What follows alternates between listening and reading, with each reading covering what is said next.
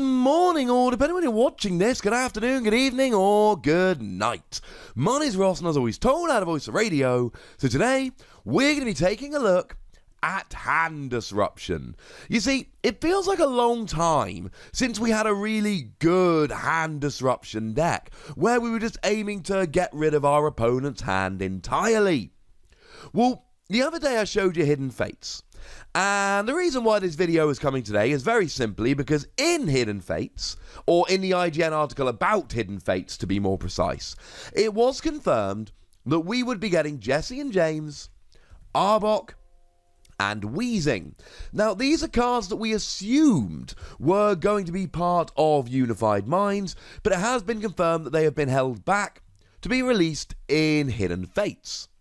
And the thing is that these do basically lead us into potentially a real hand disruption deck. Now, I suppose we should have a quick addendum before we start here. We do actually have a kind of a one-shot hand disruption deck at the moment. So I showed you a build of Gardevoir and Sylveon very recently that used Morgan to try and get set as fast as possible, and Gardevoir and Sylveon does aim to make you shuffle your entire hand back into your deck and then use Chip Ice Axe to actually fix your top deck to make sure that you never have anything again. Yeah, that's kind of annoying. But what we're looking at here is the potential to use these new cards from Hidden Fates in a way that allows you to consistently make sure that your opponent has no cards in their hand throughout the game, rather than just trying a one-shot deal, trying to get it going nice and quickly, and then essentially stopping there. Either they top deck out of it, or you can stop them with Chip Ice Axe and they don't. This is a more sustained, let's make sure they don't have anything. Cool. So let's start off having a look at Jessie and James. And shout out to IGN who did bring us the images of these in their article. Jessie and James, each player discards 2 cards from their hand. Your opponent discards first. So you've both got to discard 2 cards. This is wrecking your hand as much as your opponent's. But remember, if you've got the choice, then you can work around this. You can try and make sure that you've got very few cards in hand, and then activate your Zeb Striker to get a new hand of 4, for argument's sake. Or you can do this to get a 0-card hand, and then use Zeb Striker. You're in charge of when this comes around. You can plan for it. Okay, so that's discarding 2 cards from your opponent's hand. Wheezing, once during your turn, if this Pokemon is discarded with the effect of Jessie and James, you may have your opponent discard a card from their hand. Well, you see, the thing here is that now you're discarding 2 cards from your hand, but if you can make both of those cards Wheezing, now all of a sudden your opponent is actually discarding 4 cards from their hand. And at this stage, I do need to mention Lure Ball quite quickly. Lure Ball is wonderful with this particular combo, because what you do is you flip 3 coins, and for each head, you put an evolution Pokemon from your discard pile into your hand, and you can use this to essentially recover your Wheezing so that you can play Jessie and James over and over again, and be discarding the same Wheezing over and over again. You can also use Brock's Grit to try and get all of your Wheezing back into your deck, but one of the things you're going to notice here, this combo we're going for, we're quite supporter heavy. We don't want to use supporters to be going through this. Now, I'm going to be honest with you, Arbok doesn't really fit into this quite as well. Arbok, if it is knocked out by damage from an opponent's attack, discard 2 random cards from their hand. It still fits into the whole hand disruption thing, but Arbok, you have no control over it. Your opponent decides if they're knocking out Arbok. Whereas Jessie and James, you're playing it Wheezing, you're discarding it from your hand. So we've got potentially a moderately reliable way to make our opponent discard 4 cards from their hand. That's pretty gosh darn good.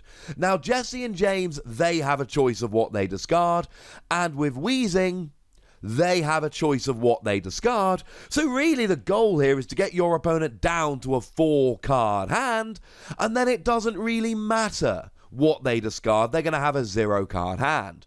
Now, the ideal situation here is that you put them down to a 0-card hand during your turn, and then use Chip Chip Ice Axe, like we said with Gardevoir and Sylveon.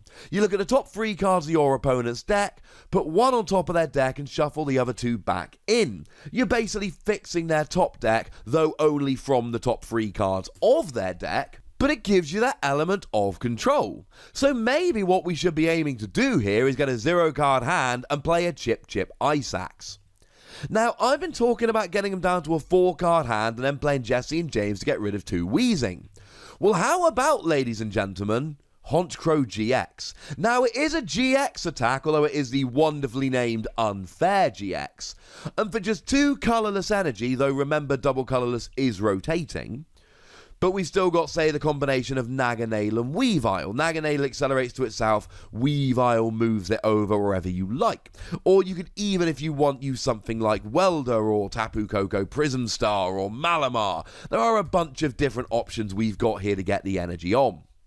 So you get them down to a 6-card hand, play Jessie and James, they discard 2 of their choice. And you discard 2 Weezing, so they discard another 2 of their choice.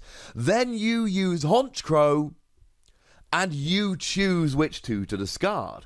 Now, you see, Honchkrow goes a little bit further, because actually here, what you could do is they start with, say, a 9-card hand, they discard 4 of them to go down to a 5-card hand, you then activate Honchkrow's GX attack, and okay, they still end the turn with a 3-card hand, but they're 3 cards that you've chosen them to have after fixing their top deck. The ideal is giving them a 0-card hand, but you don't need to with Honchkrow because you're making the decision of what to do. Cool. Now, if you're not going down the Honchkrow route here, I'm going to be honest with you, we don't have quite as good options for wrecking your opponent's hand using attacks. I think the best option we've got here is probably Mighty Ina from Team Up. 50 damage for 2 energy and discard a random card from your opponent's hand. That allows you to essentially zero their hand if they've got a 5-card hand, or if they've got a 4-card hand but you've only got 1 Weezing, you can put them down to a 0-card hand. There are plenty of other Pokemon that can... I mean, the general rule is if they're a stage 1, you get to just discard a card from their hand. If they're a basic, you get to do it on a coin flip. There's a million of them out there. But I think Mighty Ina is probably the best one of them, at least as it stands in the standard format. Okay, but what if we can actually put them down to a 0-card hand? Alright, we need to make them start with a 4-card hand, and we have a way to do that. Now, this is a part of the video where we really need to start separating out the standard and expanded formats, because in standard it's possible, but it's not as good. So we've got Judge. Judge is a supporter card that makes both you and your opponent shuffle the hand into their deck and draw a new hand of 4 cards. At which point Jessie and James gets rid of 2 cards, Weezing get the other 2, they have a 0-card hand. The issue here, of course, being that there is a rule in the Pokemon trading card game that you are only allowed to play 1 supporter card during your turn. That's a little bit awkward. So we've got Lieutenant Surge's strategy. Now, this is where we're starting to get into fairly awkward territory here, but if you can play a Lieutenant Surge's strategy, then play a Judge, and then play a Jessie and James, you're golden. And we are going to be getting, rather soon, we're going to be getting Misty's Wish. And Misty's Wish is a new supporter card that lets you search for free supporter cards and put them into your hand. Incidentally, we're also getting a new Lapras. These should be coming in Unified Minds. We're going to be getting a new Lapras, which basically lets you grab a Misty's Wish out of your discard pile every turn. So you essentially have to play Misty's Wish to set it up for next turn, but that will telegraph to your opponent what you're planning to do, and they can try and avoid it. So, to recap, if you can catch your opponent with a 4-card hand, Jessie and James and Weezing can get them to a 0-card hand. If you can catch them with a 6-card hand, you can use Honchkrow GX, or 5-card hand, you can use Mighty Ina. And if you can set it up, you can use Lieutenant Surge to Judge to Jessie and James, and then you're guaranteed to wreck their hand. But this is where we need to head into the expanded format, where honestly things get a lot easier. All of a sudden, we've got double colourless energy for Mighty Ina and Honchkrow. We've got Battle Compressor that lets us search our deck for cards and discard them. And then we can use Versus Seeker to grab them back again, making it much, much easier to have access to these supporter cards that we really want to have. We could also use this to discard Wheezing to search it with Lure Ball, or use Timer Ball, flip 2 coins for each head, put an evolution Pokemon into your hand, making it much easier to search out that Wheezing. And we've also got access to stuff like Computer Search or Master Ball, because we do have access to our Ace spec. Computer Search gets you any cards you like, but you've got to discard 2, and you are discarding with Jessie and James, which can be awkward. Master Ball just lets you search for a Pokemon. These things all make your life quite a bit easier. But we've got Marshadow. And I think Marshadow is what turns this from a fun combo into an oh my god, that's brilliant combo. Because, yes, it's far easier to get Wheezing into your hand in Expanded. I've given you some of the cards, there are others. But it's just easier. The Expanded format is more consistent. You can even just start playing around with Shaman EX to just start drawing cards and going nuts. But the thing is, Marshadow does what Judge does without using your supporter card for the turn. Which means you drop a Marshadow, your opponent goes down to a 4-card hand, you go down to a 4-card hand, and then you can go Jessie and James and Wheezing. Now, and this goes for Judge as well, remember that when you play Marshadow, you're going to a 4-card hand. And you need to play Jessie and James and Wheezing after playing a Marshadow.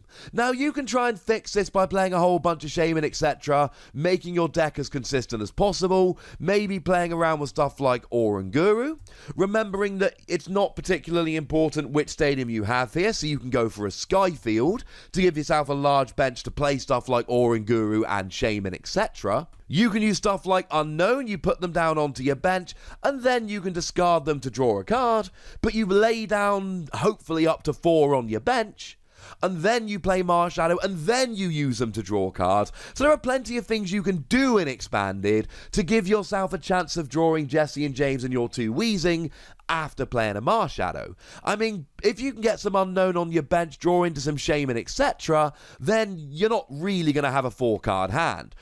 And again, in Expanded, where you've got your tools like Unknown, like Shaman, it is significantly easier than after playing a Judge in Standard. So the question is, how reliable is this going to be? How often is this going to work? And the answer is, in Standard, you're really kind of relying on your opponent to make a mistake. You are relying on your opponent to go down to a 4-card hand or lower, so that you can drop Jessie and James and 2 Wheezing and put them at a 0-card hand. And even that's super annoying, because your opponent, if they know you've got that combo, is going to have to try and play the entire game with a decent size hand, basically at least 5 cards, but let's say they've got a 5-card hand, one of which is Cynthia. You can still potentially get rid of every other card in their hand and force them into playing Cynthia, and that's the only thing they can do to start their turn. That's kind of fun. But it can be played around. In Expanded, it's still not the easiest thing in the world to pull off, but Marshadow makes it much, much easier, and as I've shown you, there are options in Expanded such that Marshadowing yourself to a hand of 4 doesn't necessarily mean that it's going to be impossible to pull off. I'm not yet ready to tell you that Jessie and James and Wheezing are going to all of a sudden become this game-breaking combination, but I am telling you that you're going to see people trying this, and I am telling you that in Expanded, it's much better. But even in Standard, if you find yourself with a 4-card hand, or with Mighty Ina even a 5-card hand, your opponent could potentially get rid of your entire hand in one go. This is a combo that I have got my eye on, and I've had my eye on it since we saw Sun and Moon 11 revealed in Japan, but that IGN article the other day didn't have get me thinking. Though remember, this is Hidden Fates, it is not Unified Minds. So this is a part of the video, ladies and gentlemen, where I'd like to know what you think about this combo. Do you buy it? Do you think it is good? Do you think it is viable? Or do you think it's another one of those which is too awkward to really work? At least often enough. Let me know in the comment section. Go nuts!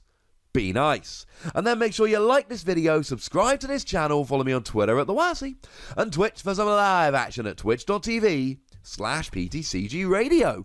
If you want to support the channel, get some bonus podcasts and all that, head on over to patreon.com/PTCGRadio, where you can do exactly that. And please do make sure you're checking out youtube.com/WassyPlays, where we talk about games that don't even have any Pokemon in.